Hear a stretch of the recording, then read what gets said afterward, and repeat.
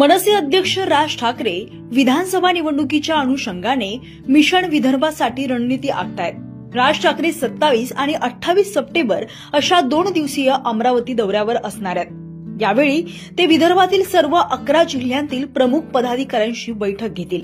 27 तारखेला पश्चिम विदर्भातील अमरावती, बुलढाणा, अकोला, वाशिम आणि यवतमाळ या 5 जिल्ह्यांचा आढावा त्यांच्याकडून घेण्यात येईल। तर 28 तारखेला नागपूर, वर्धा, भंडारा, गोंदिया, गडचिरोली आणि चंद्रपूर या जिल्ह्यांचा आढावा घेण्यात येईल। राज ठाकरे यांच्या मनसेने यापूर्वी 7 उमेदवार जाहीर केलेत।